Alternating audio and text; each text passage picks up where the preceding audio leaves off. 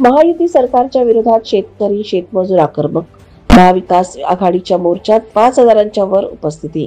राळेगाव येथे महाविकास आघाडीच्या वतीने शेतकरी शेतमजूर व सुशिक्षित बेरोजगारांच्या मागण्या समस्या घेऊन दिनांक 24 सप्टेंबर 2024 रोजी मंगळवारला मोर्चाचे आयोजन करण्यात आले. या मोर्चाचे आयोजन केले त्यावेळी वातावरण चांगले होते, पण ऐन मोर्चाच्या दिवशी सकाळपासून पावसाचे वातावरण निर्माण झाले आणि पाऊस सुद्धा सुरू होता. पावसामुळे मोर्चा वेळेपेक्षा बराच उशिरा निघाला. हा मोर्चा काँग्रेस पक्षाच्या तालुका कार्यालयापासून ऐन पावसाळ्यात सरकारच्या विरोधात नारे देत सोबतच मागण्यांचे नारे देत शहरातून फिरत राळेगाव तहसील कार्यालयाजवळ धडकला.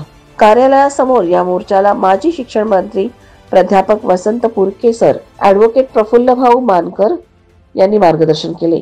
कार्यक्रमाच्या शेवटी यवतमाळ वाशिम लोकसभा मतदारसंघाचे नवनिर्वाचित खासदार संजय देशमुख यांनी उपस्थित जनसमुदायाला मार्गदर्शन केले, आश्वासन दिले आणि उपस्थितीत जनतेची मने जिंकली. या कार्यक्रमात शिवसेना यवतमाळ जिल्हा प्रमुख किशोर इंगळे, ओबीसी विभागाचे अरविंद वाढोळकर, राजेंद्र तेलंगे, प्रदीप ठोडे, राळेगाव उपनगराध्यक्ष जानराव गिरी, शिवसेनेचे तालुका प्रमुख विनोद काकडे, शहर प्रमुख इम्रान खान पठाण, राष्ट्रवादी काँग्रेसचे राळेगाव तालुका अध्यक्ष दिलीप कन्नाके, शहराध्यक्ष प्रकाश खुडसंगे, मिलिंद इंगोले, नंदकुमार गांधी तसेच विविध सहकार क्षेत्रातील मुरब्बी पदाधिकारी, तालुक्यातील शेतकरी शेतमजूर व सुशिक्षित बेरोजगार उपस्थित होते.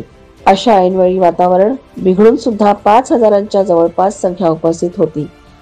त्यावेळी तहसील कार्यालयातील कर्मचाऱ्यांना निवेदन दिले आणि ताबडतोब शासन स्तरावर पाठपुरावा करण्यासाठी सांगितले.